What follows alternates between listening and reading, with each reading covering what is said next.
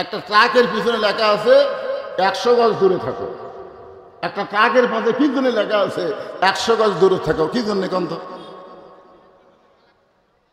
সামনের ট্রাক যদি সামনের রাস্তা একটা খাদ দেখে ব্রেক করে, হঠাৎ ব্রেক করছে, এখন পিছনের ট্রাকের যদি ব্রেক লুজ হয় তাহলে 100 গজ আস্তে আস্তে তুমি ব্রেক করে পারবি, ঠিক কিনা বলেন? আর যদি লাগালাগি থাকে, লাগালাগি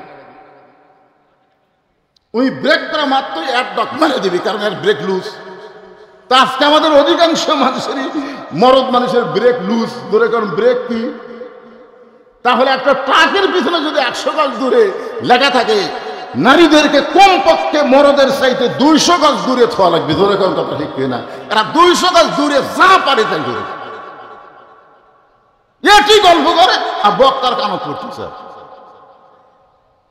আজকে আমি বলেছি মা, আপনাদের জন্য ওয়াজ হবি, তো ওয়াজ হবে না, কারণ মরদ মানুষ ভালো হয়ে কোনো লাভ নাই। আমি মরদ মানুষ ভালো আর বউ ভালো না।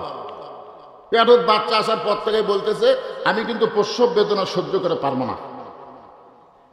তো কি করা লাগবে? সিজার করে বাচ্চা নেই। এর মরদ কি করবি? এই যে আমরা 3 মরদ বসে আছি, আমরা 3 মরদকেও সিজার করা, কটাগান সিজার করা, আপনারাও সিজার করা না।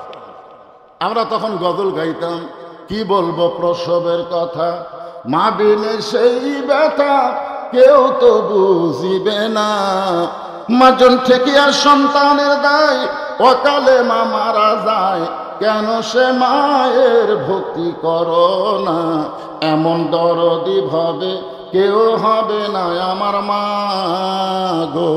এলা কোন মা? যে মায়েরা নরমালে বাচ্চা নিছে তারা, যারা প্রসব ব্যথা বুঝবার পারছে তারা এই সিজার করা যায়। এই সিজার করা মানে বাংলাদেশের কয়জন নারী ডাক্তার সিজার করে রে? সবগুলো মরণ ডাক্তার আপনার বউ সিজার করতেছে, পেট লাইলিয়া সাইডিয়া পেট কাটতেছে। কি হচ্ছে? এই যে এবার সুদ মারছে। মায়েরা আপনার ভালো মাছ, আপনাদের জন্য আজকে সেই ওয়াজ আছে ভাই। আগামী ইমানের উপর ওয়াজ করে তারপরে আত্মাকুল্লা যখন যাব তখন আপনাদের ওয়াজ ধরবে। একটু ধৈর্য ধরেন, আসলে ধৈর্য কম তো। গন্ধম গাছের কাছে আগেই গেছে, আগে কি এরকেটাই করবো নাকি?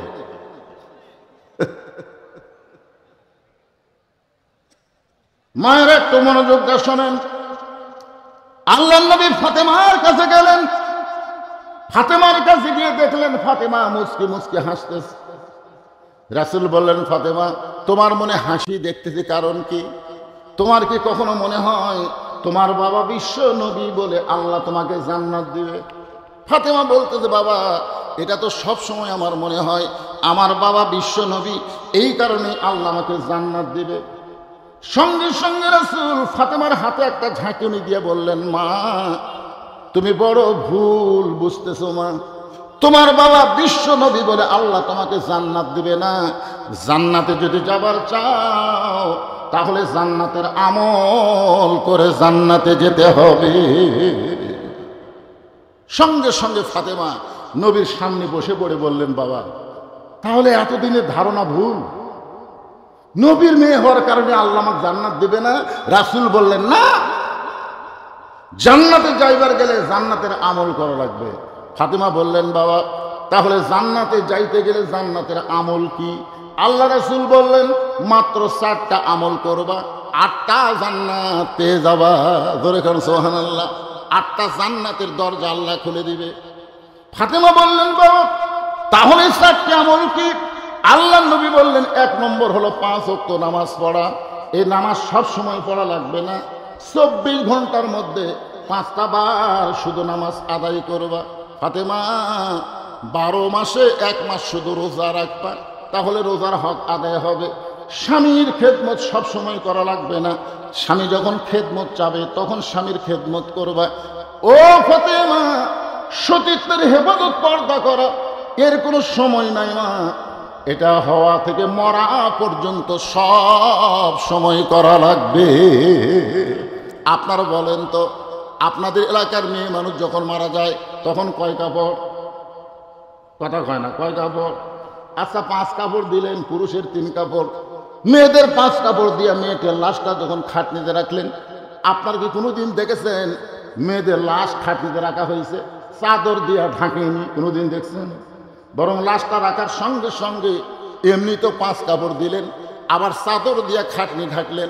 আপনি বুঝাই দিলেন একটা মেয়ে মানুষ মরে গেলে মেয়ে মানুষের মরা লাশ পর্যন্ত দেখা যায় নাই, চাদর দিয়ে ঢাকায় আপনি বুঝাই দিলেন। তাহলে মরা লাশ যদি দেখা যায় না থাকে, জেতা দেখা কি? আচ্ছা মরা লাশই যদি দেখা যায় না থাকে, এই যুবকেরা তোমরা বলো জেতাগুলো দেখা কি?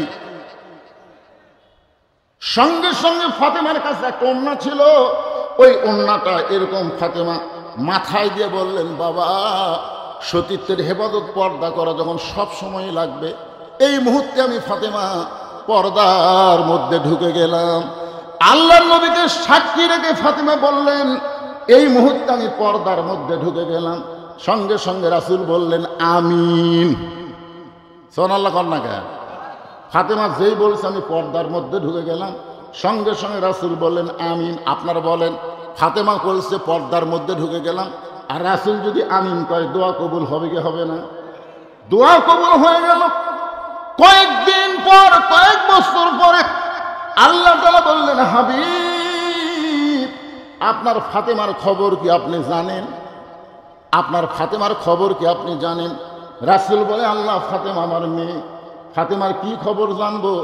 এমন একটা গরিব আলীর সঙ্গে বিয়ে দিছে আল্লাহ, যাই সকালে ভাত পায় বিকালে ভাত পায় না, বড় কষ্টে আমার মেয়েটা আছে।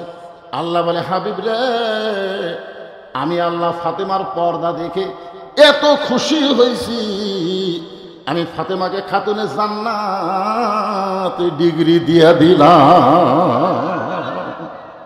আল্লাহ বলে নাই আমি ফাতেমার নামাজ দেখে খুশি হয়েছি, ফাতেমার রোজা দেখে খুশি হয়েছি, ফাতেমার স্বামীর খেদমত দেখে খুশি হয়েছি। আল্লাহ বলেছেন ফাতেমার পর্দা দেখে আমি আল্লাহ এত খুশি হয়েছি, আমি ফাতেমাকে সাইদাতুন নিসা আহলুল জান্নাহ, ফাতেমা তো জোহরা, জান্নাতি নারীদের নেত্রী ঘোষণা করে দিলাম। আল্লাহর নবী খুশি হয়ে বললেন, আল্লাহ তাহলে আমার মেয়ে জান্নাতি নারীদের নেত্রী হবে, আমি একজন ভাগ্যবান পিতা। আল্লাহ বলে, হাবিব রে, আপনার ফাতেমা জান্নাতি নারীদের নেত্রী হলে কি হবে, আপনার ফাতেমার আগেও কিন্তু একটা নারী জান্নাতে যাবে।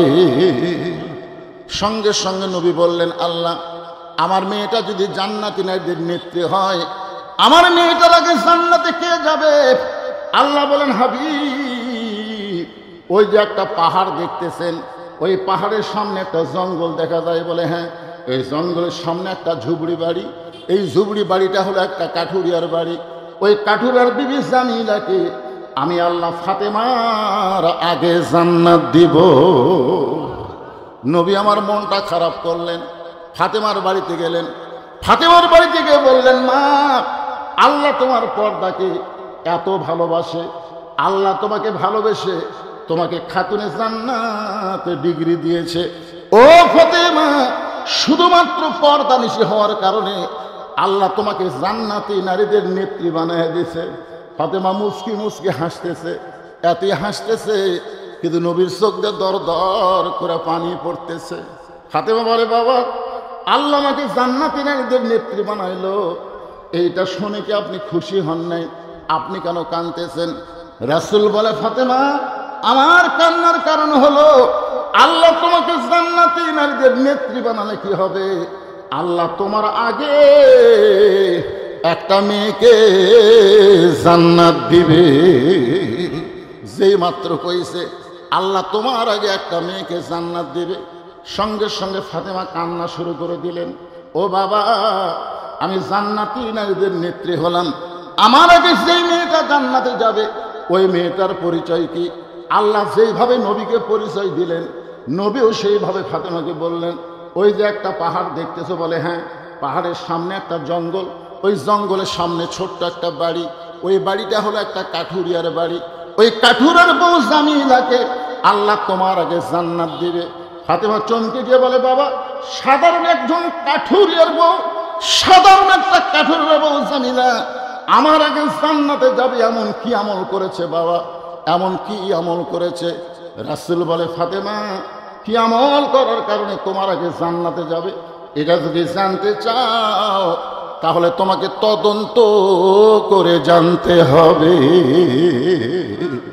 আমার মায়েরা যারা পর্দার অন্তরে বসে আছেন, কোন আমলের কারণে কাঠের এবং জামিলা ফাতেমার আগে জান্নাতে যাবে এটা মরদ মানুষ না শুনলেও নারীদের শোনা লাগবেই। ধরে কোন কথা ঠিক কিনা?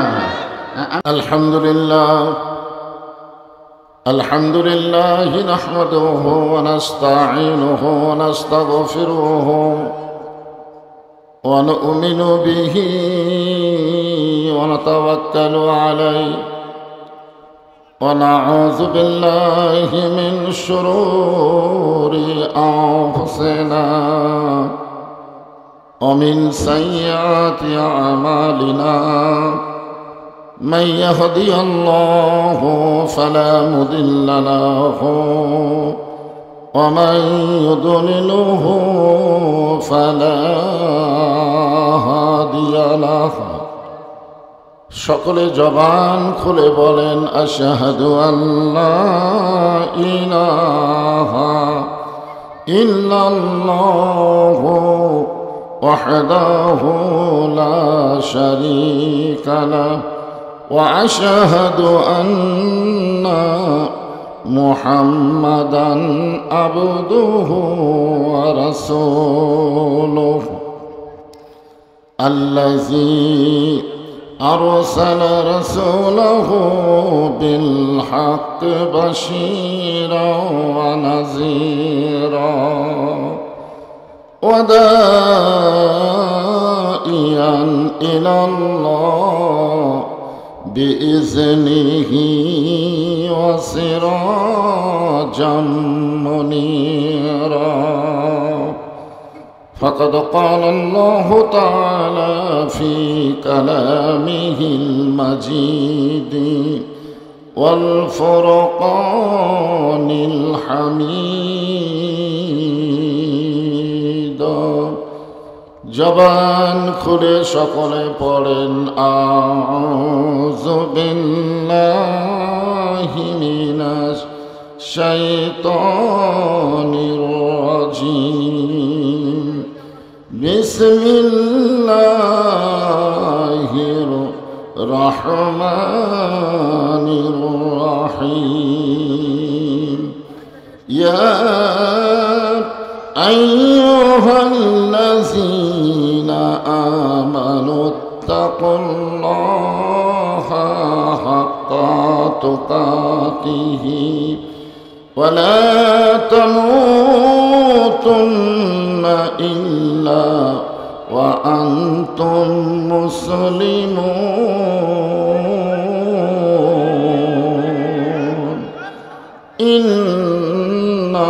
ইন্নাল্লাহা ওয়া মালাইকাতাহু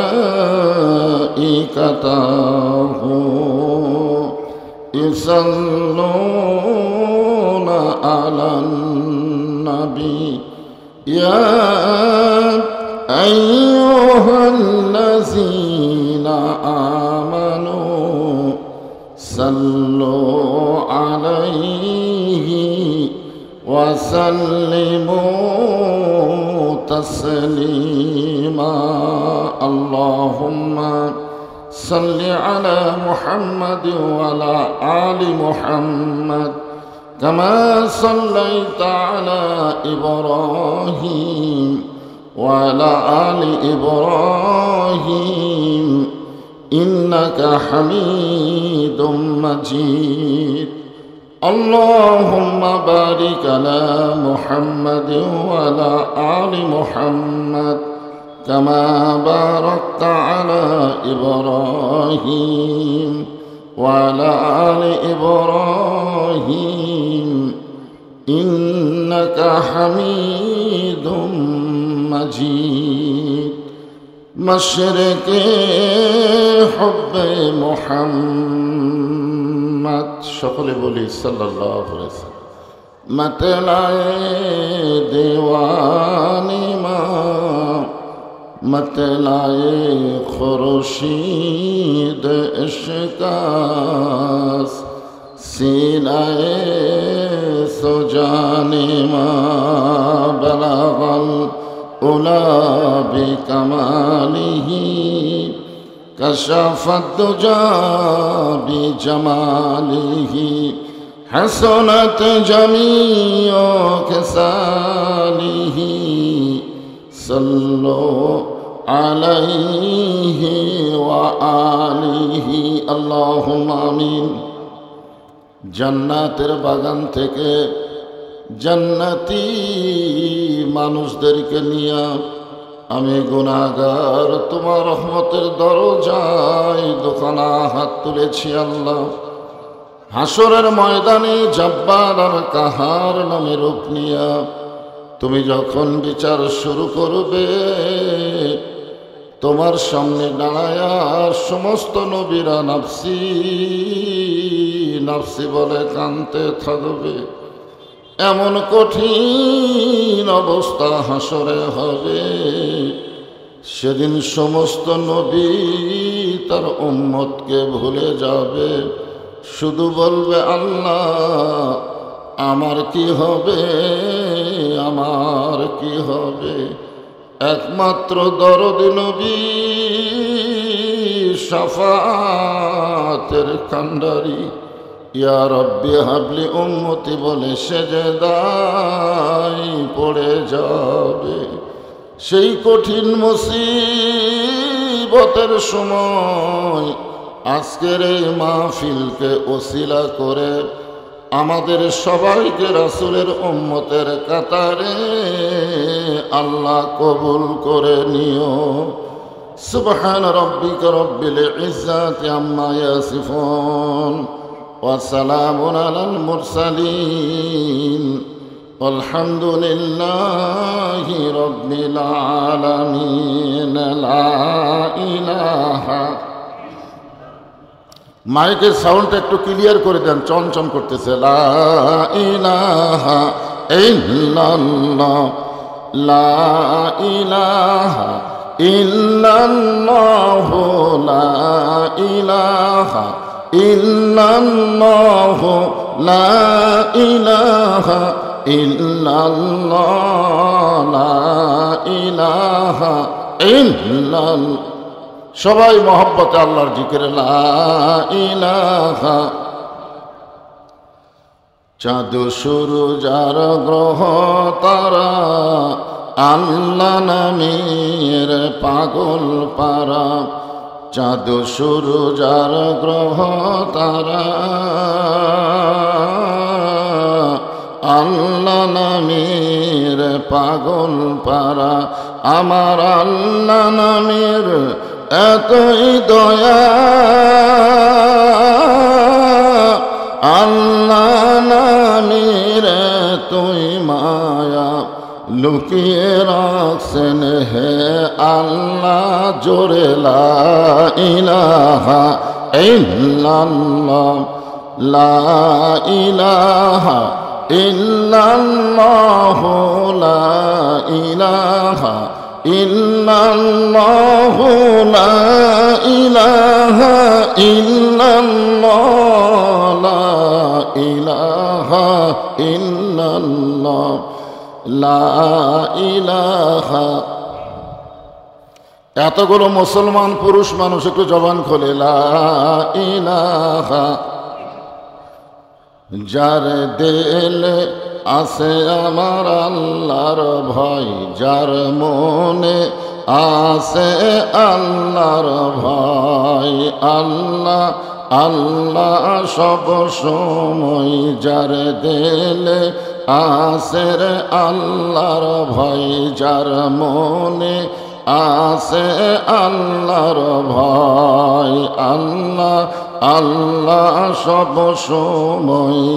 আহার নিদেরা ভালো লাগে না এই দুনিয়া, ভালো লাগে না, ভালো লাগে শুধু আল্লাহ লা ইলাহা।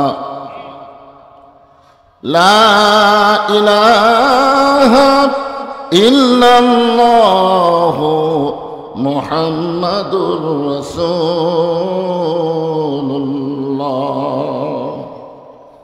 রাসূলের মহব্বতে জবান খুলে সমস্বরে সকলে বলবো সাল্লাল্লাহু আলাইহি ওয়াসাল্লাম। দেউলিয়া মহিউদ্দিন বেসরকারি শিশু সদন, ইয়াতিমখানা নুরানি ও হাফিজি মাদ্রাসা কমিটি কর্তৃক আয়োজিত আজকের এই নবম বার্ষিকী তাফসীরুল কোরআন মাহফিল। আজকের এই মাহফিলে আল্লাহ তাআলা যিনাকে সম্মানিত সভাপতির আসনে কবুল করেছেন, আলহাজ মোহাম্মদ অ্যাডভোকেট আব্দুল গফুর, জসকোট, নওগাঁ। আজকের এই মাহফিলের সম্মানিত সহসভাপতি জনাব মোহাম্মদ হামিদুল হক। আজকের এই মাহফিলের সম্মানিত সভাপতিদ্বয়কে অন্তরের অন্তঃস্থল থেকে আমি শুভেচ্ছা জ্ঞাপন করছি।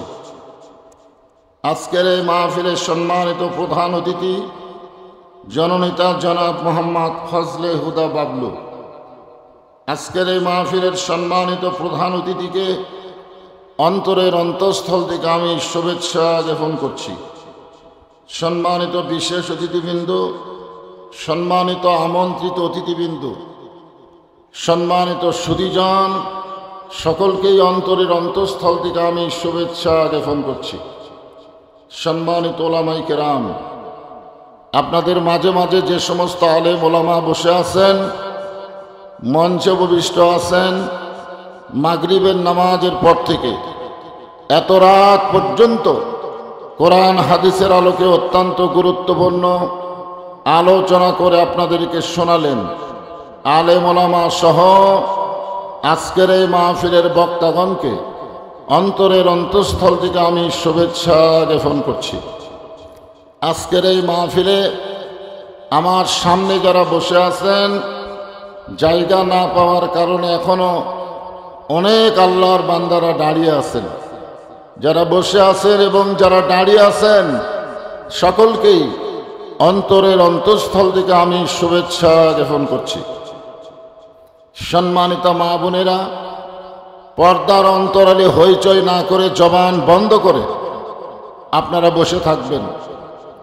সম্মানিত মা বোনদেরকেও অন্তরের অন্তঃস্থল থেকে শুভেচ্ছা জ্ঞাপন করে এই মুহূর্তে জানতে চাচ্ছি আপনারা সকলে কেমন আছেন?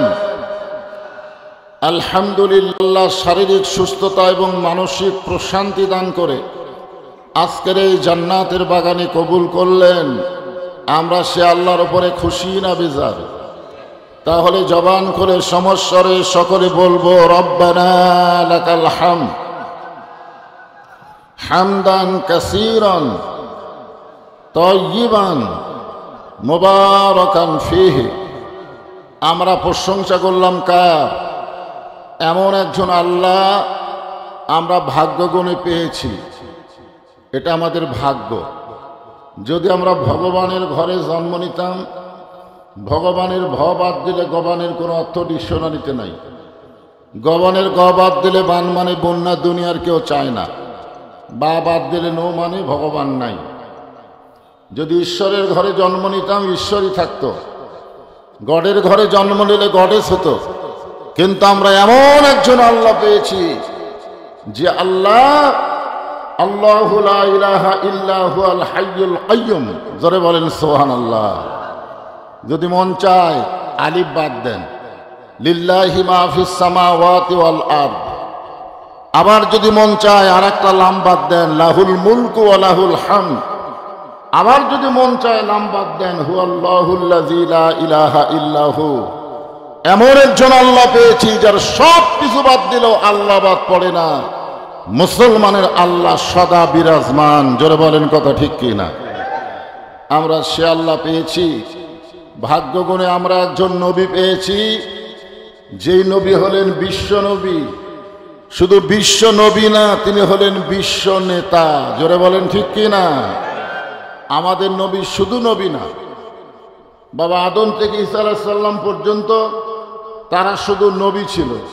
কিন্তু আল্লাহ আমাদের নবীকে শুধু নবী রাখে নাই, আমরা দরুদের মধ্যে বলি আল্লাহুম্মা সাল্লি আলা সাইয়্যিদিনা মুহাম্মদ। আমরা সেই নবীর প্রতি দরুদ শরীফ পেশ করছি যিনি হলেন আমাদের নেতা। এমন একজন নেতা আমরা পাইছি যেই নেতা লাইলাতুল মেরাজে গিয়ে আল্লাহর হুকুমে জান্নাত পরিদর্শন করলেন। ফেরেশতা জিবরাইল বললেন, ইয়া রাসূলুল্লাহ, আপনি যদি জান্নাত থেকে বের না হন আল্লাহ আপনাকে জান্নাত থেকে বের করে দিবে না।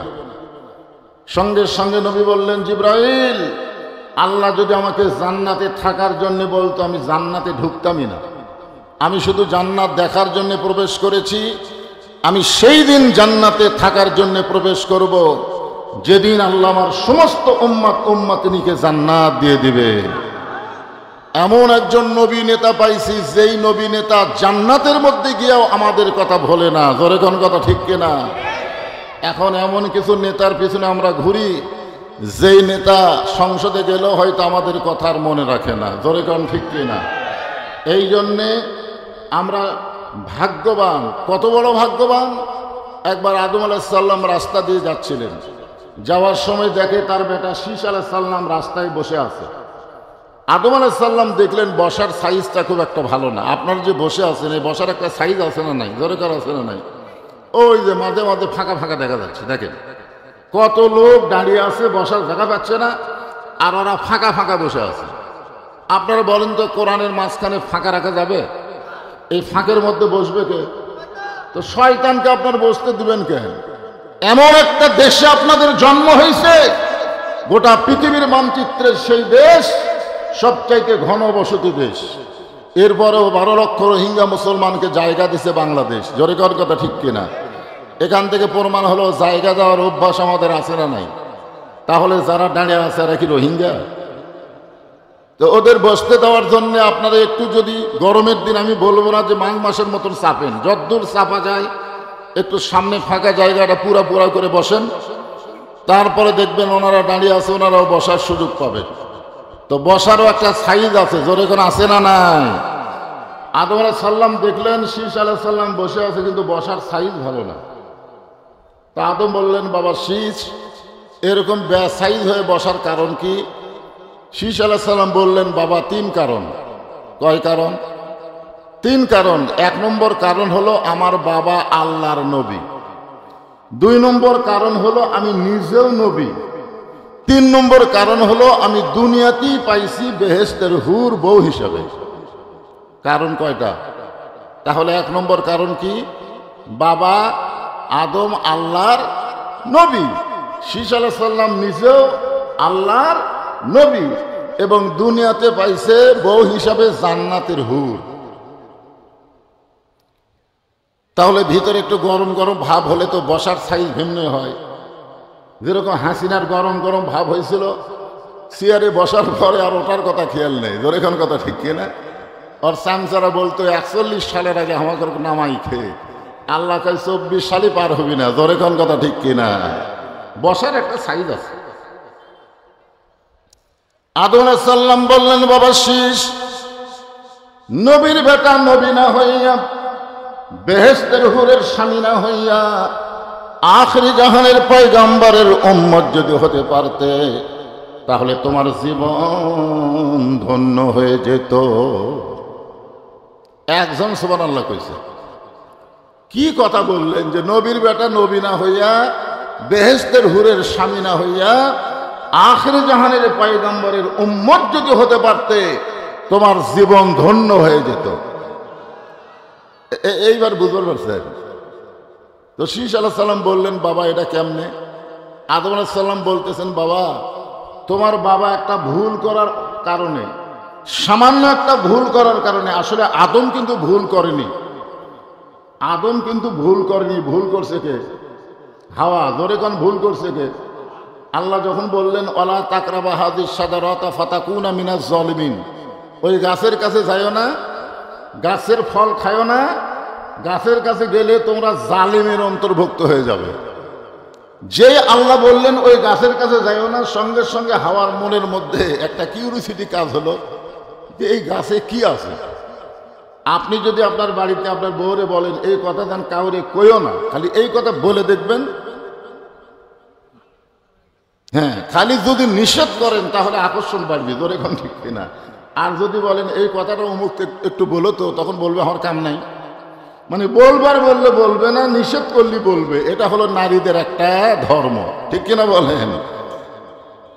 তো যখন মা হাওয়া বারবার ওই গাছের দিকে তাকায়, তখন ইবলিস শয়তান দেখলো যে হাওয়া যখন বারবার গন্ধম গাছের দিকে তাকাচ্ছে, হাওয়ার এতে সাইজ করা যায়। তা হাওয়ার এই সাইজ করে গন্ধম ফল খাওয়াইছে। তো এখন ইবলিস শয়তান বলতেছে, হাওয়া তুমি যে গন্ধম ফল খাইলা, তোমার স্বামীকেও খাওয়াতে হবে, না খাওয়াইলে তুমি থাকবে জান্নাতে, তোমার স্বামীকে আল্লাহ দুনিয়াতে পাঠায় দিবে। তা হাওয়া তখন এই গন্ধম ফল শরবত করে আদম আলাইহিস সালামকে খাওয়ালেন। খাওয়ানোর সাথে সাথে আল্লাহ বললেন, আদম জান্নাত থেকে বের হয়ে যাও।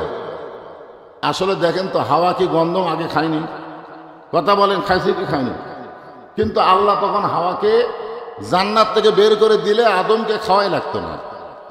কিন্তু হাওয়া খাইছে, আল্লাহ কিছুই কয়নি। যে আদম খাইছে সঙ্গে সঙ্গে আল্লাহ বলতেছেন জান্নাত থেকে বের হয়ে যাও। আদম বলতেছেন, আল্লাহ আমি গন্ধম গাছের কাছে যাই নাই, গন্ধম ফল আমি খাই নাই, হাওয়া যে শরবতের মধ্যে গন্ধম আমারে খাওয়াইছে এটা আমি জানতেও পারি নাই। যখন জানবার পারছি শরবতের মধ্যে গন্ধম আছে, তখন আমার এই ডান হাতখানা মুখের মধ্যে ঢুকাইয়া দিয়া আমি রক্ত বমি করেছি। আমি কি বমি করেছি? আমি রক্ত বমি করেছি। এরপরে বলেন আমার দোষ কোথায়? এরপরে আপনি বলেন আল্লাহ এখানে আমার দোষ কোথায়? আল্লাহ বলতেছে, আদম আসলেই তোমার কোনো দোষ নাই। আদম বলতেছে, তাহলে আমাকে জান্নাত থেকে বের করে দিবেন কেন? আল্লাহ বলে, আদম হাওয়া তোমার কে হয়? আদম বলতেছে, আল্লাহ হাওয়া আমার বউ হয়। আবার জিজ্ঞাসা করতেছে, আদম হাওয়া তোমার কে হয়? আদম বলতেছে, আল্লাহ হাওয়া আমার বউ হয়। আল্লাহ আবার জিজ্ঞাসা করতেছে, আদম হাওয়া তোমার কে হয়? আদম বলে, আল্লাহ একই কথা বারবার জিজ্ঞেস করেন কেন? হাওয়া আমার বউ হয়। আল্লাহ কয়, দেখো আদম, পরপর 3 বার তোমাকে বললাম হাওয়া তোমার কে হয়, তুমি 3 বারই স্বীকার করলা হাওয়া আমার বউ হয়। যাকে বউ বলে স্বীকার করবে সে কি করবে তুমি খেয়াল করবে না? তুমি যাকে বউ বলে স্বীকার করবা, তোমার বউ কোথায় যায়, কি করে, স্বামী হিসাবে এটা খেয়াল করার দরকার আছে না নাই? তোমার হাওয়া যখন গন্ধম গাছের কাছে গেছিল তখন তুমি কোথায় ছিলে? আমি খেয়াল করিনি। তোমার হাওয়া যখন গন্ধম ফল খাইলো তখন তুমি কোথায় ছিলে? আমি খেয়াল করিনি। তোমার হাওয়া গন্ধম যে শরবত বানাইয়া তোমারে খাওয়াইলো তখন তুমি কোথায় ছিলে? আমি খেয়াল করিনি।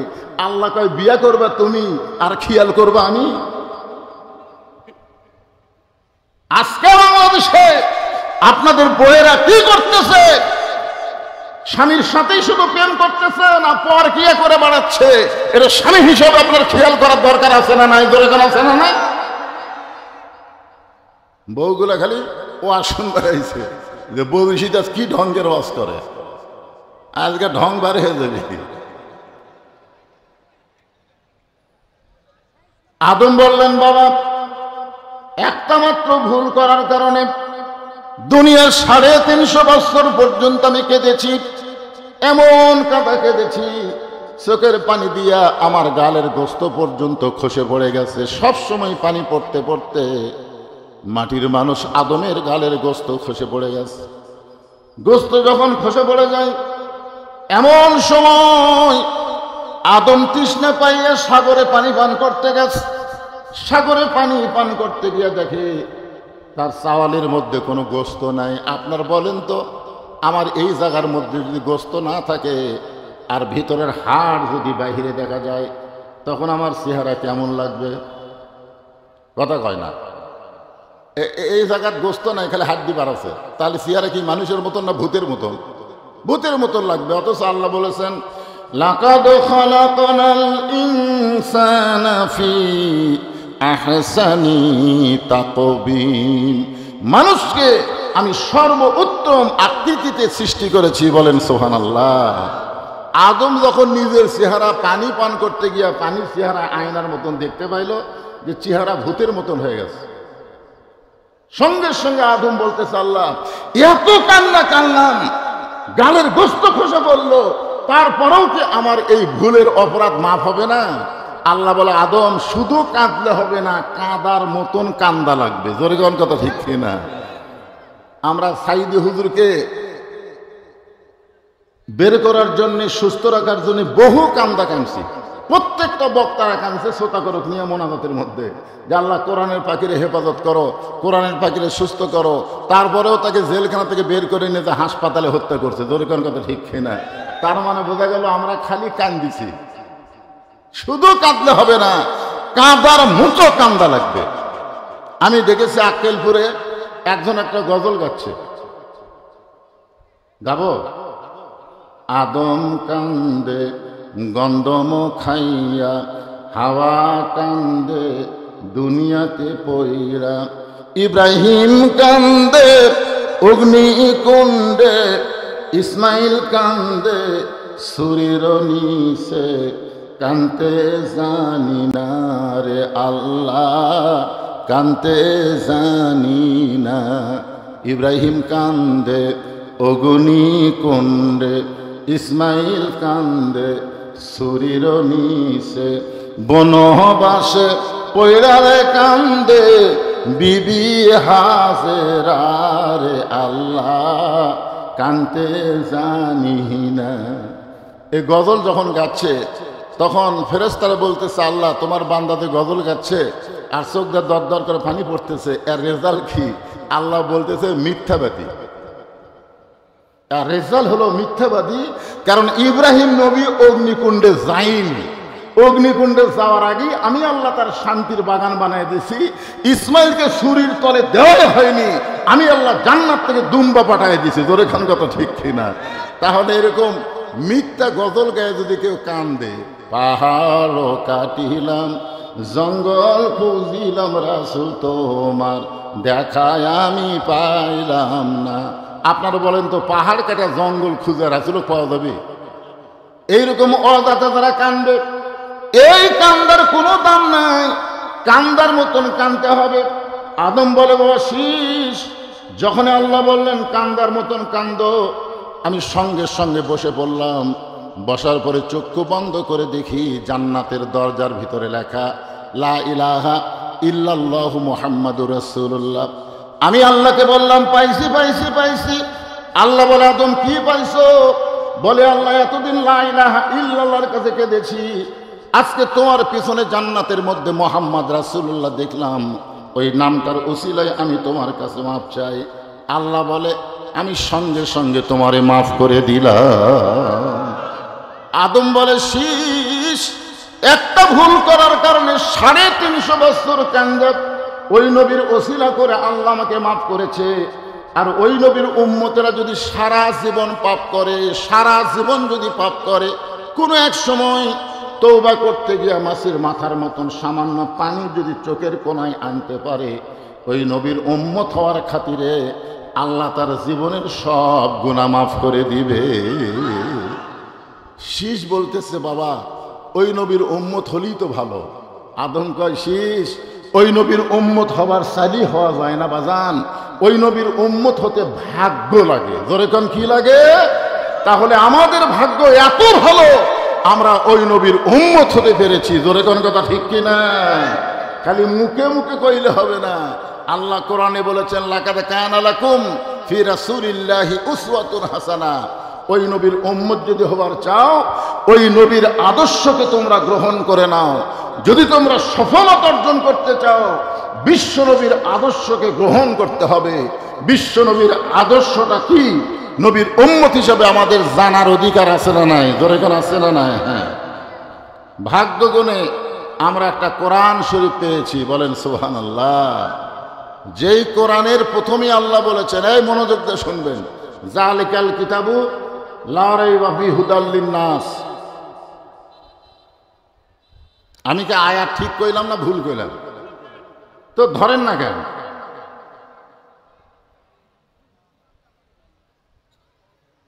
না, এখানে যদি আল্লাহ বলতো যালিকাল কিতাবু লা রাইবা ফিহি হুদাল লিন-নাস, তাহলে বোঝা যাইতো এই কোরআন পাইকারি হারে সবাইকে হেদায়েত দিবে। এখানে আল্লাহ পাইকারি করে নাই। আল্লাহ বলেছেন এই কোরআনের মধ্যে কোনো সন্দেহ নাই, হুদাল লিল মুত্তাকিন, কেবল কেবলমাত্র মুত্তাকিদেরকে আল্লাহ হেদায়েত দিবে। জোরে কোন কথা ঠিক কি না? মুত্তাকি কারা?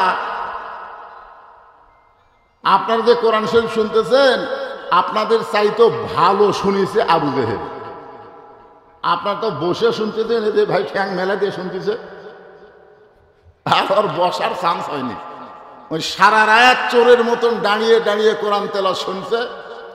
আর সকাল বেলায় মিটিং এর মধ্যে গিয়ে বলে ফেলেছে, এত সুন্দর কোরআনের বাণী, রাতটা কোন দিক দিয়ে গেল আমি বুঝবারই পারিনি। মিটিং এর মধ্যে আবু সুফিয়ান বলতেছে, নেতা, যেই কোরআন শুনতে রাত কোন দিক দিয়ে যায় বোঝা যায় না, সেই কোরআন ধরলে অসুবিধা কি? শুনলেই যদি এত মজা হয়, তাহলে কোরআন ধরলে অসুবিধা কি? আবু জেহেল বলতেছে, আবু সুফিয়ান, তুই অত্যন্ত গুরুত্বপূর্ণ প্রশ্ন করছিস, তুই আমার কাছে আয়। কারণ উত্তর জোরে বলা যাবে না, অনেকে মিটিং এর মধ্যে অনেকে আছে, তুই আমার কাছে আয়। যে কাছে আইছে কানে কানে বলতেছে, এই কোরআন গ্রহণ করলে তোর আর আমার ভুয়া নেতৃত্ব চলবে না। বাংলাদেশে যারা আবু জেহেলের মতন ভুয়া নেতৃত্ব দিবার চায়, তারা ওই কোরআনের দলের বিরুদ্ধচারণ করে। জোরে কোন কথা ঠিক না? ভুয়া নেতা। খালি কোরআন শুনলে হবে না, বাস্তবে আল্লাহর কোরআনকে গ্রহণ করা লাগবে। জোরে কোন কথা ঠিক কিনা? আল্লাহ বলেছেন, সামিনা অতা আয়না, খালি শুনবেন, খালি শুনবেন। খালি শোনার জন্য আল্লাহ কোরআন দেয় নাই, এই কোরআনকে বাস্তব জীবনে গ্রহণ করার জন্য আল্লাহ দিয়ে বলতেছেন, ইয়া আইয়ুহাল্লাযীনা আমানু, যারা আমাকে বিশ্বাস স্থাপন করেছো, আত্তাকুল্লাহ, ভয় করতে হবে আল্লাহর। শুধু ভয় করলে হবে না, হাক্কা তুকাতিহি, যথাযথ ভয় করা লাগবে। শুধু যথাযথ ভয় করলে হবে না, ওয়ালা তামুতুন্না ইল্লা ওয়া আনতুম মুসলিমুন, মুসলমান না হয়ে মরা যাবে না। জোরে কোন কথা ঠিক কিনা? মুসলমান হয়ে যদি মরবার চান, বর্তমানে যেই পরিবেশে চলতেছেন, এই পরিবেশে মৃত্যু হলে মুসলমান হয়ে মরা যাবে না, অধিকাংশই মুনাফিক হয়ে মৃত্যু হচ্ছে। জোরে কোন কথা ঠিক কিনা? আপনি মানুষের আইন মানবেন আর মরার সময় বলবেন বিসমিল্লাহি আলা মিল্লাতি রাসূলিল্লাহ, আর কি মারতেছে? আসেন, যে আয়াতে কারিমা তেলাওয়াত করেছি, এর উপরেই আপনাদের সামনে আলোচনা হবে, যতক্ষণ আপনাকে ধৈর্য কুলাবে। অধৈর্য হলে কাম হবে না। কারণ ইন্নাল্লাহা মা'আস সাবিরিন, ধৈর্যশীলদের সঙ্গে কে আছে? আমার এই ভাইরা যারা দাঁড়িয়ে আছে, এরা তো বেশিক্ষণ ধৈর্য ধরে পারবি না। মানুষ আর কতক্ষণ দাঁড়িয়ে থাকতে পারে? ওই পিছনের লোক আমি মনে করলাম ওরা ফাঁকা ফাঁকা সব চাপে বসে গেছে, আবার এক দল এসে খারাপ হয়ে গেছে। এগুলো 20 থেকে আসতেছে রে।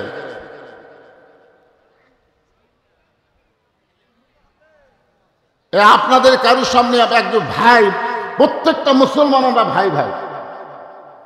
আপনি আওয়ামী লীগ করেন, বিএনপি করেন, জামাত করেন, জাতীয় পার্টি করেন, তাবলীগ করেন, পীর মুরিদি করেন, মসজিদের মধ্যে যখন ঢোকেন তখন আপনারা কি এক এক দল এক এক কাতার করেন, না সব দল ভাঙ্গা এক কাতার করেন?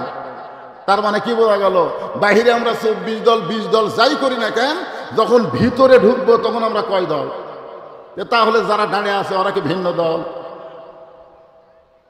এক দলে যেরকম ভাই একজনের টানে বলে কাতারে কাতার কাতার কাতার কাতারে আয় কাতারে আয়, তোরকেও আপনারা ভিতরে নেন। যদি কারো সামনে ফাঁকা থাকে, আমার শেষ চান্স, আর বলবো না, এক টানা খালি ওয়াজ করে যাব। যদি কারো সামনে একটু ফাঁকা থাকে, এরা আর কত বিছানা দিবে কোন? যদি ফাঁকা থাকে, আল্লাহর রাস্তে জিকির করেন আর সামনের দিকে বসা অবস্থায় সামনের দিকে চাপা আসবেন, ওটা চলবে না।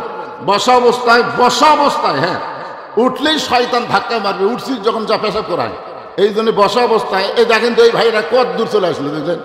আপনারা আসতেছেন না কেন ভাইরে? খুঁটা হয়ে গেছেন নাকি? আর পুঁতে ছোছে আপনার যে লড়া যাবে না।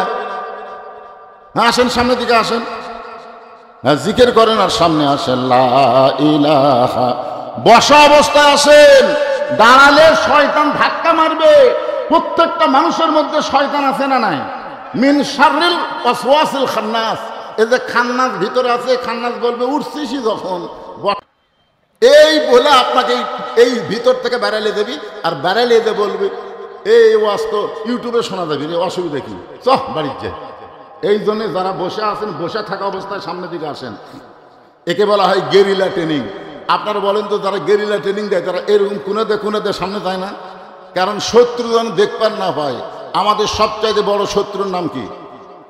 আরো জোরে বলেন, ইন্না শাইতানা লাকুম আদুউন ফাত্তাখিযুহু আদুওয়ান। আল্লাহ কোরআনে বলেছেন শয়তান তোমাদের শত্রু, তোমরা শয়তানকে শত্রু হিসাবে গ্রহণ করো। এই জন্য যে মাঝখানে অনেক ফাঁকা দেখতেছি, তারপরেও আপনারা চাপতেছেন না। আপনারা কি মন খারাপ করে বসে আছেন? মন খারাপ থাকবে না, ওয়াজ শুনলে মন ভালো হয়ে যাবে। আলা বিযিকরিল্লাহ তাতমাইন্নুল কুলুব। আল্লাহ কোরআনে বলেছেন কোরআন একটা জিকির, এই কোরআনের ওয়াজ শুনলে আল্লাহ তার অন্তরে শান্তি দেয়। জোরে কান সুবহানাল্লাহ। শান্তি পাবেন, এই জন্যে শান্তি পাওয়ার জন্য মিলেমিশে সবাই এক জায়গায় বসবো ইনশাল্লাহ, আর কেউ ঘোরাঘুরি করবো না।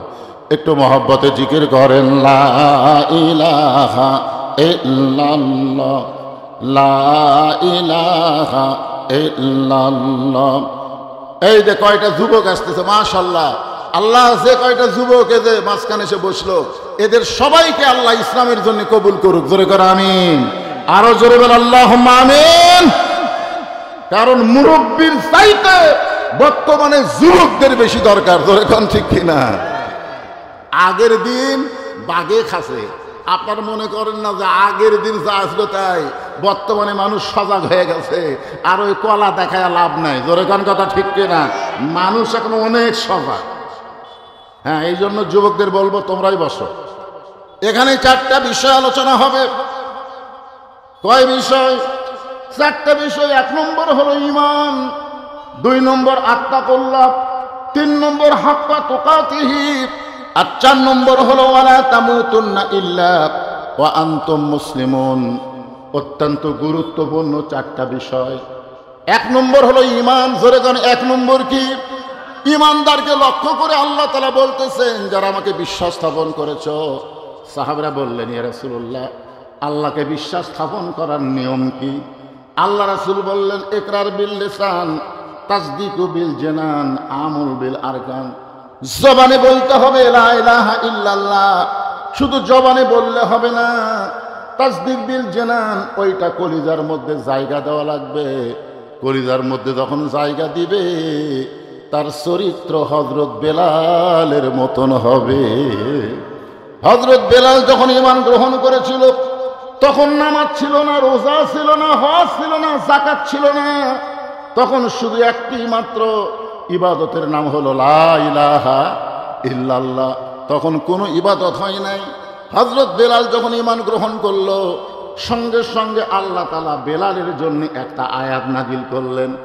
বেলালের জন্য একটা আয়াত নাজিল করলেন এই কারণেই, কারণ বেলালের আগে যারা ঈমান গ্রহণ করেছে তারা সবাই ছিল স্বাধীন।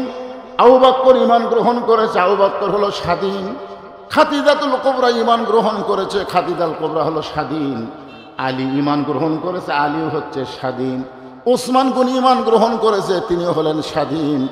আর হযরত বেলাল হলো পরাধীন। পরাধীন মানে গোলাম। পরাধীন মানে কি? গোলাম।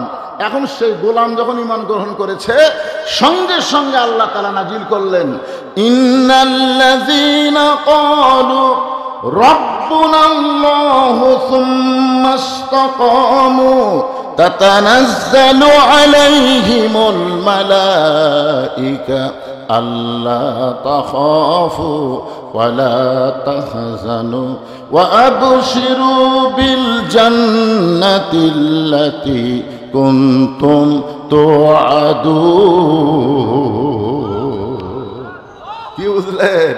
বেলালের শানে আল্লাহ আয়াত নাজিল করে বুঝাইলেন। নবী বেলালকে ডাক দিয়ে বলেন, বেলাল রে, তুই ঈমান গ্রহণ করলি রাত্রি বেলায়, আর আল্লাহ তাআলা আমাকে জানাই দিল, শুধু নিশ্চয় যারা বলবে আল্লাহ আমার রব, শুধু এইটুকু বলবে না, সুম্মাস্তাকাম, এর প্রতি যারা অটল থাকবে ঈমান গ্রহণ করার পরে, ঈমানের কলেমা পড়ার জন্য না, ঈমান গ্রহণ করার পরে তার উপর নানা রকম বিপদ আপদ মুসিবত আসবে। বেলাল, এই বিপদ আপদ মুসিবতে তুই কি আল্লাহ রাসূল ছাড়বি নাকি? বেলাল নবীর হাতে হাত দিয়ে বললেন, ইয়া রাসূলুল্লাহ, জীবন দিব কিন্তু ঈমান দিব না। জোরে কান সুবহানাল্লাহ। ঈমান গ্রহণ করার সাথে সাথে ঈমানের প্রতি এত মজা যে জীবন দিবে কিন্তু ঈমান দিবে না। আসলেই তাই। সারাদিন ধরে বেলালকে মারছে, সারাদিন মারছে।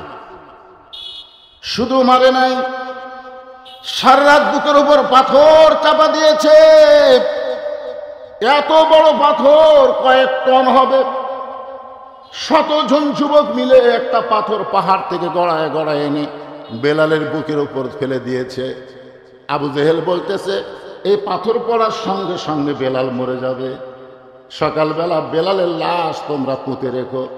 এই কথা বলে সমস্ত নেতারা যখন চলে গেল, হযরত বেলালের বুকের পাথর বুকের উপর চাপা দিয়া বেলাল বলতেছে আল্লাহ, আমার জাতির পিতার জন্য তুমি যদি নমরুদের আগুনের চুলা শান্তির বাগান বানাবার পারো, মুসা নবীর জন্য তুমি যদি সাগরকে রাস্তা বানাবার পারো, তুমি তো আমার সেই আল্লাহ, লা ইলাহা ইল্লাল্লাহ, তুমি কি আমার বুকের পাথর তুলার মতন পাতলা করবার পারবা না?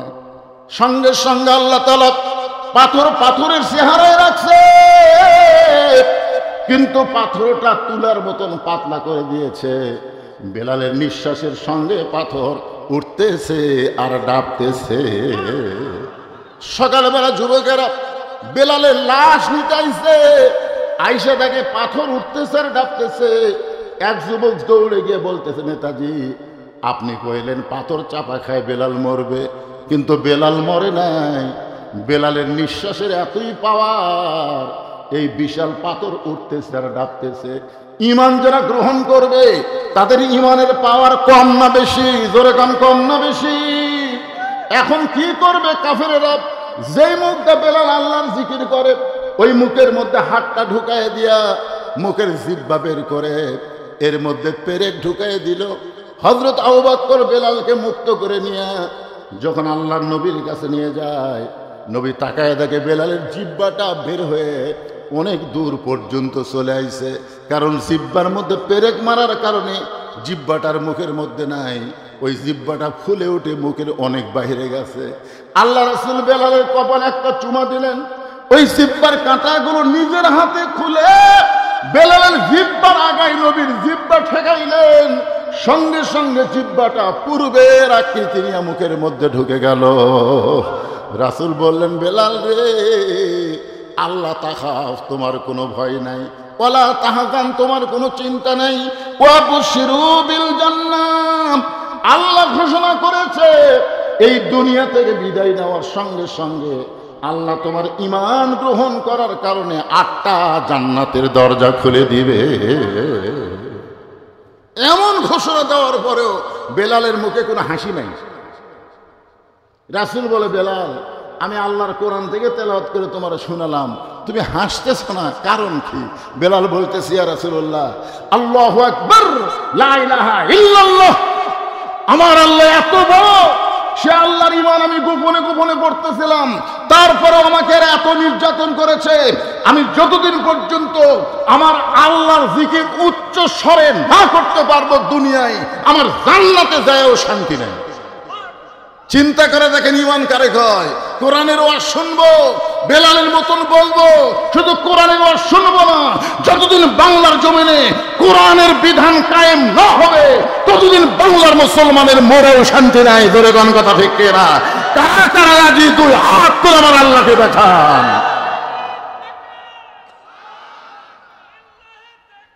লিল্লাহি তাকবীর। একটু মনোযোগ দিয়ে শুনে, 1 নম্বর হলো ঈমান। ঈমানের 2 নম্বর কথা হলো তাসদীক বিল জানান, কলিজার মধ্যে ঈমান। তারপরে আল্লাহ বলতেছেন, আল্লাহ রাসূল বলতেছেন আমল বিল আরকান। শুধু কলিজার মধ্যে ঈমান থাকলে হবে না, এটা আমলের মাধ্যমে প্রকাশ করা লাগবে। আচ্ছা, আমলের মাধ্যমে আমরা প্রকাশ করতে চাই, কিন্তু আমল করার যদি পরিবেশ না পাই, এই যে গল্প করতেছে, আপনাকে সেখান থেকে মেয়েরা কদ্দূর আছে, কদ্দূর থাকে, এখান থেকে মায়েরা কতদূর ফাঁকে আছে রে বারে, সেটা পদ্মার আড়ালেই, মানে ফাঁক বেশি দূর না, মাঝখানে একটা পদ্মা দিচ্ছে। একটা ট্রাকের পিছনে লেখা আছে 100 গজ দূরে থাকো, একটা ট্রাকের পাশে কি জন্য লেখা আছে 100 গজ দূরে থাকো? কি জন্য কন্ত? সামনের ট্রাক যদি সামনের রাস্তা একটা খাদ দেখে ব্রেক করে, হঠাৎ ব্রেক করছে, এখন পিছনের ট্রাকের যদি ব্রেক লুজ হয় তাহলে 100 গজ আস্তে আস্তে ওই ব্রেক করে পারবি, ঠিক কিনা বলেন? আর ওদিকে লাগালাগি থাকে, লাগালাগি ওই ব্রেক করা মাত্রই এক ডক মেরে দিবি, কারণ এর ব্রেক লুজ। তা আজকে আমাদের অধিকাংশ মানুষেরই, মরদ মানুষের ব্রেক লুজ। ধরে কারণ ব্রেক কি? তাহলে একটা ট্রাকের পিছনে যদি 100 গজ দূরে লেখা থাকে নারীদেরকে কমপক্ষে মরদের চাইতে 200 গজ দূরে থাকা লাগবে, ধরে কারণ কথা ঠিক কিনা? এরা 200 গজ দূরে যা পারে তাই করে এটি গল্প করে আর বক্তার কানত করতেছে। আজকে আমি বলেছি মা আপনাদের জন্য ওয়াজ হবি, তো ওয়াজ হবি না, কারণ মরদ মানুষ ভালো হয়ে কোনো লাভ নাই। আমি মরদ মানুষ ভালো আর বউ ভালো না। পেটত বাচ্চা আসার পর থেকে বলতেছে আমি কিন্তু প্রসব বেদনা সহ্য করে পারবো না। তো কি করা লাগবে? সিজার করে বাচ্চা নেই। মরদ কি করবি? এই যে আমরা 3 মরদ বসে আছি, আমরা 3 মরদকেও সিজার করা, কটা গান সিজার করা, আপনারাও সিজার করা না। আমরা তখন গজল গাইতাম, কি বলবো প্রসবের কথা, মা বিনে সেই ব্যথা কেউ তো বুঝিবে না, মাজন ঠেকিয়া সন্তানের দায়, অকালে মা মারা যায়, কেন সে মায়ের ভক্তি করো না, এমন দরদি ভাবে কেউ হবে না আমার মা গো। এলা কোন মা? যে মায়েরা নরমালি বাচ্চা নিছে তারা, যারা প্রসব ব্যথা বুঝবার পারছে তারা এই সিজার করা যায়। এই সিজার করা মানে বাংলাদেশের কয়জন নারী ডাক্তার সিজার করে রে? সবগুলো মরণ ডাক্তার আপনার বউ সিজার করতেছে, পেট লাইলিয়া সাইডিয়া পেট কাটতেছে। কি হচ্ছে? এই যে এবার সুদ মারছে মায়েরা, আপনার ভালো মানত, আপনাদের জন্য আজকে সেই ওয়াজ আছে ভাই। আগামী ইমানের উপরে ওয়াজ করে তারপরে আত্মাকুল্লা যখন যাব তখন আপনাদের ওয়াজ ধরবে। একটু ধৈর্য ধরেন, আসলে ধৈর্য কম তো। গন্ধম গাছের কাছে আগেই গেছে, আগে কি এরকেটাই করবো নাকি?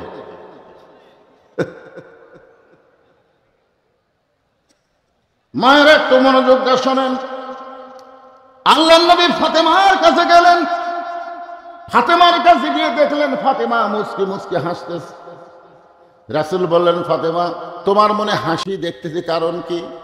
তোমার কি কখনো মনে হয় তোমার বাবা বিশ্ব নবী বলে আল্লাহ তোমাকে জান্নাত দিবে? ফাতেমা বলতেছে, বাবা এটা তো সব সময় আমার মনে হয় আমার বাবা বিশ্ব নবী, এই কারণে আল্লাহ আমাকে জান্নাত দিবে। সঙ্গে সঙ্গে রাসূল ফাতেমার হাতে একটা ঝাঁকুনি দিয়ে বললেন, মা তুমি বড় ভুল বুঝতেছো মা, তোমার বাবা বিশ্ব নবী বলে আল্লাহ তোমাকে জান্নাত দিবে না। জান্নাতে যদি যাবার চাও তাহলে জান্নাতের আমল করে জান্নাতে যেতে হবে। সঙ্গে সঙ্গে ফাতেমা নবীর সামনে বসে পড়ে বললেন, বাবা তাহলে এতদিনের ধারণা ভুল, নবীর মেয়ে হওয়ার কারণে আল্লাহ আমাকে জান্নাত দিবে না। রাসূল বললেন, না, জান্নাতে যাইবার গেলে জান্নাতের আমল করা লাগবে। ফাতেমা বললেন, বাবা তাহলে জান্নাতে যাইতে গেলে জান্নাতের আমল কি? আল্লাহ রাসূল বললেন, মাত্র 4টা আমল করবা, 8টা জান্নাত পেয়ে যাবা। ধরে কারণ সুবহানাল্লাহ, 8টা জান্নাতের দরজা আল্লাহ খুলে দিবে। ফাতেমা বললেন, বাবা তাহলে 4টি আমল কি? আল্লাহ নবী বললেন, 1 নম্বর হলো 5 ওয়াক্ত নামাজ পড়া। এই নামাজ সব সময় পড়া লাগবে না, 24 ঘন্টার মধ্যে 5টা বার শুধু নামাজ আদায় করবা। ফাতেমা 12 মাসে 1 মাস শুধু রোজা রাখবা, তাহলে রোজার হক আদায় হবে। স্বামীর খেদমত সব সময় করা লাগবে না, স্বামী যখন খেদমত চাবে তখন স্বামীর খেদমত করবা। ও ফাতেমা, সতীত্বের হেফাজত পর্দা করা, এর কোনো সময় নাই মা, এটা হওয়া থেকে মরা পর্যন্ত সব সময় করা লাগবে।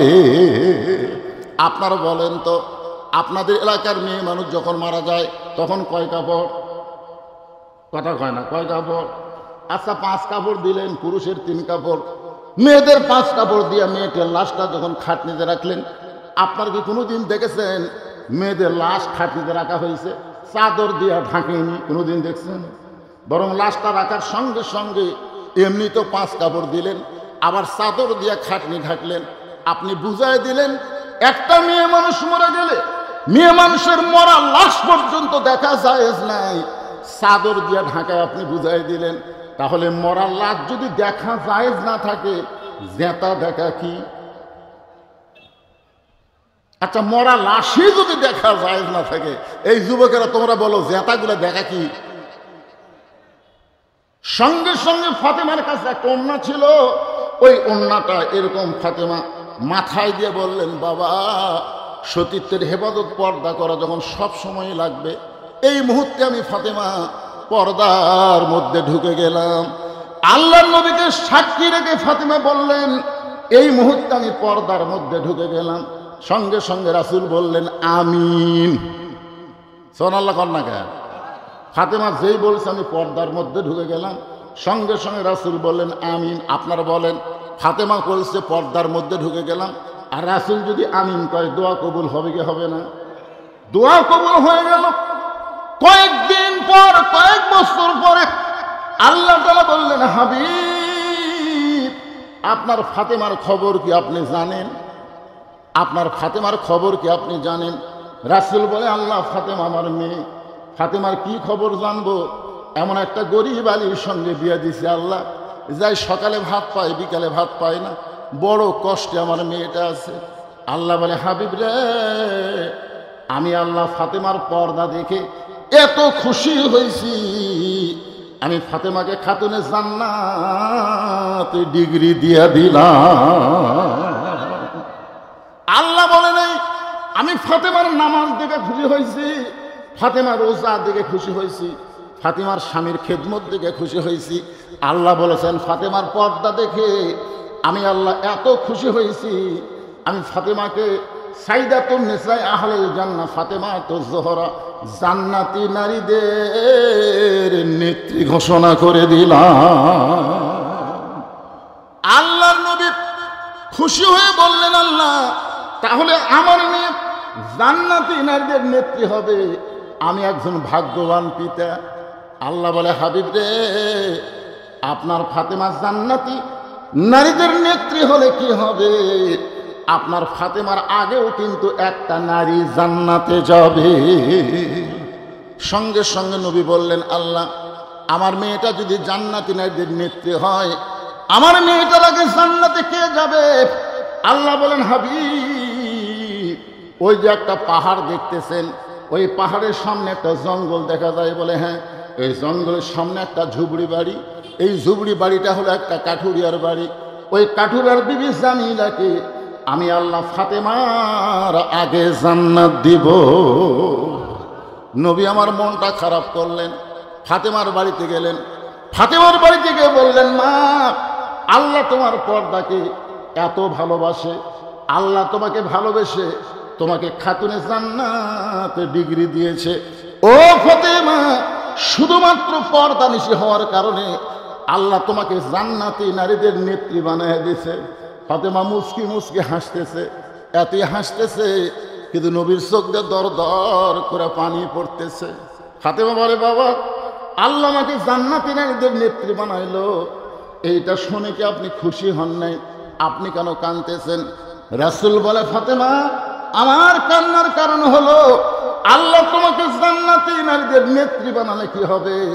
আল্লাহ তোমার আগে একটা মেয়েকে জান্নাত দিবে। যেই মাত্র কইছে আল্লাহ তোমার আগে একটা মেয়েকে জান্নাত দিবে, সঙ্গে সঙ্গে ফাতেমা কান্না শুরু করে দিলেন।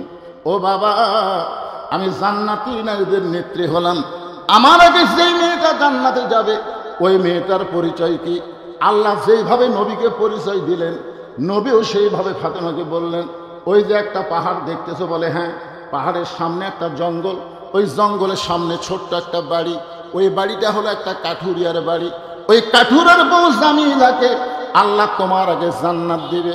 ফাতেমা চমকে গিয়ে বলে, বাবা সাধারণ একজন কাঠুরিয়ার বউ, সাধারণ একটা কাঠুরিয়ার বউ জামিলা আমার আগে জান্নাতে যাবে, এমন কি আমল করেছে বাবা? এমন কি আমল করেছে? রাসূল বলে, ফাতেমা কি আমল করার কারণে তোমার আগে জান্নাতে যাবে? এটা যদি জানতে চাও তাহলে তোমাকে তদন্ত করে জানতে হবে। আমার মায়েরা যারা পর্দার অন্তরে বসে আছেন, কোন আমলের কারণে কাঠুরের এবং জামিলা ফাতেমাকে জান্নাতে যাবে এটা মরদ মানুষ না শুনলেও নারীদের শোনা লাগবেই। ধরে কোন কথা ঠিক কিনা? আমি একটু বইলে ওরকে একটু সাইজ করে দিলাম, ওরা যান মনে করে হুজুর আজকে আমাকে ওয়াজ করবে, ঠিক কিনা বলেন? এখন আসেন 2 নম্বর বিষয়, আত্তাকুল্লাহ, ভয় করতে হবে কার? কখন কখন? আপনাদের এলাকার তো খালি জুমার দিনে দেখা যায়। আক্কেলপুরের এক মসজিদে আমি গাড়ি থামায়া, রাস্তার পাশে মসজিদ, আমি আসরের নামাজ পড়তে ঢুকলাম। সে 32 টাইসের উপর লোকদের দিকে ধুলে একটা আঙ্গুলের ধুলা বললো। তাই মুয়াজ্জিনকে বললাম, কেরে ভাই গোটা মসজিদ ধুলা, ঝাড় দাও না। তাই হুজুর আজান দেয়, আকামত দেয়, কেউ আসে না হুজুর, তো খামাখা ঝাড় দিয়ে কি হবে? এই যে দেখেন আমার জায়গা দেখেন পরিষ্কার আছে, গামছার 2 বাড়ি মারি, আল্লাহ আকবার নামাজ পড়ি। আজকে আপনি যখন আসবেন আমি 2 গামছার বাড়ি মারতেছি। তাই বললাম তাহলে মসজিদকে আপনি ঝাড় দেন না? মুয়াজ্জিন বলে নামাজের দিন দেই হুজুর, নামাজের দিন। আমি কইলাম কেরে সব দিনই তো নামাজ, এটি আবার নামাজের দিন কোনটা? তাই হুজুর আমার এলাকার সব লোকেরা জুমার দিনে নামাজ পড়ে, বাদ বাকি পড়ে না। আত্তাকুল্লাহ, বুড়া বয়সে ভয়। দাদির গায়ে বোরকা আছে, নাতির গাওয়ার দেন কে? দাদি বোরকা পড়ছেন কেন? মরা লাগবি ভাই, মরা লাগবি ভাই। সারা জীবন ঘুষের ওয়াজ করছে, সারা জীবন ঘুষের চাকরি করছে, সারা জীবন। যেই বুড়া হয়ে গেছে, চামড়া ঢিল, আল্লাহর সাথে মিল দিয়ে বলতেছে, আল্লাহ আমি আর জীবনে ঘুষ খাবো না, আল্লাহ আমি আর জীবনে ঘুষ খাবো না। আল্লাহ কয় তোর চাকরি আছে? যখন তোর চাকরি ছিল তখন তুই তো এই তওবা করিসনি, যখন চাকরি গেছে তখন কাঁদতেছিস। সারা জীবন শয়তানি করো, বুড়া বয়সে নামাজ ধরছে, এখন আর খাড়া হয়ে নামাজ পড়া পারে না, সিয়াল্লে নামাজ পড়ে শয়তানেরা। জোরে কোন কথা ঠিক কিনা? এরকম আছে না? নাই? হ্যাঁ, সারা জীবন বদমাইশি করছে। এখন মসজিদে কাতারে নামাজ পড়লে, কাতার সোজা করে মসজিদে নামাজ পড়লে, 1 ওয়াক্ত নামাজ পড়লে 27 ওয়াক্ত নামাজের সওয়াব। কাতার সোজা করা লাগবে, তারপরে এই সওয়াব হবে। কাতার বেঁকা করে কেউ যদি নামাজ পড়ে তো সওয়াব হবে, নামাজ হবে কিন্তু সওয়াব হবে না। কাতার সোজা করবার গেলে একটা চেয়ারও থাকা চলবে না, কারণ চেয়ারে যারা বসে এদের পায়ের গোড়ালির সঙ্গে কোনোদিন গোড়ালির মিল হয় না। ধরে কোন কথা কথা কন না কেন ভাইরে? আপনি জানেন না সরকারি চাকরি সারা জীবন করা লাগে না? সরকারি চাকরি করলে 60 বছরে সরকার পেনশন দিয়ে দেয়। তোর হাতের পাওয়ার নাই, চোখের পাওয়ার নাই, মাজার বল নাই, তোকে আর চাকরি করা লাগবে না, বসে থাকা বেতন খা। যারা যৌবন কাল থেকে 60 বছর পর্যন্ত নামাজ পড়েছে জামাতে বুড়া বয়সে, তাদের আর মসজিদে নামাজ পড়া লাগবে না, যেখানেই নামাজ পড়বে সেখানে আল্লাহ পেনশনের সওয়াব দেবে। জোরে কোন কথা ঠিক কিনা? কিন্তু সরকারি চাকরির সময় তো যায়নি, ওই বুড়া বয়সে গেছে চাকরি লিবার, অতই সোজা।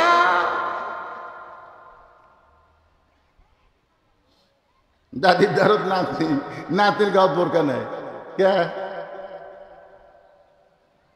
দাদি মরা লাগবে ভাই, মরা লাগবে ভাই, বোরকা পড়ছেন, কিন্তু আপনার নাচ নিয়ে 18 বছর, ওর গাঁত বোরকা নেই। ওই একটা অন্যা তোর মাফলা বানাচ্ছেন, গলার দিয়ে তো। আত্তাকুল্লাহ, ভয় করতে হবে কার? আরো জোরে বলেন। এইটা মাঝে মাঝে করলে হবে না, সব সময় করতে হবে হাক্কা তুকাতিহি। এই হাক্কা তুকাতিহির ব্যাখ্যায় বলা হয়েছে বর্তমান যেই সংবিধান চলতেছে, বর্তমান যেই পরিবেশ চলতেছে, এই পরিবেশে যথাযথ আল্লাহর ভয় করা যাবে না। আল্লাহর ভয় করতে গেলে আল্লাহর কোরআন অনুযায়ী আমাদেরকে চলা লাগবে। আল্লাহর কোরআন অনুযায়ী যখন চলবো তখন আল্লাহর ভয়টা কেমন হবে আমি আপনাদের বুঝানোর জন্য বলতেছি, একটু মনোযোগ দিয়ে শোনেন।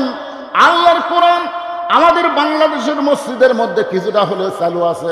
আমাদের মসজিদের মধ্যে আল্লাহর কোরআন চালু আছে না নাই? জোরে আছে না নাই? আসরে 4 রাকাত ফরজে ইমাম সাহেব 2 বার বসবে, 2 রাকাত পর একবার বসবে, 4 রাকাত পর একবার বসবে। কিন্তু ইমাম সাহেব আসরের 4 রাকাত নামাজে 2 রাকাত পরে বসে গেছে, আবার 3 রাকাত তো বসে গেছে। 3 রাকাতে যেই মাত্র বসে গেছে, একটা অটো ভ্যান চালক 3 নম্বর কাতারে আছে। আমাদের কথা থেকে খেয়াল করেন, আল্লাহর আইন। 3 নম্বর কাতারে একটা অটো ভ্যান চালক। আল্লাহু আকবার। অটো ভ্যান চালক চিন্তা করে পড়ছে যে আসরের নামাজের 2টা বৈঠক হবে, 2 রাকাত 4 রাকাত পর। ইমাম নেতা 3 রাকাত পর বসে গেছে। এখন আল্লাহু আকবার লোকমা দেওয়ার দরকার আছে না নাই? সামনে কাতারের যারা মুসল্লি এরকে খেয়াল নাই, খেয়াল হচ্ছে ভ্যানালার। এখন ভ্যানালার লোকমা শুনে ইমাম সাহেব মনে মনে কয়, উঠবো না, এতদিন 4 রাকাত পড়াছি, আজকে 3 রাকাতই বসেই থাকবো, উঠবো না। 41 সালের আগে আমি উঠবো না।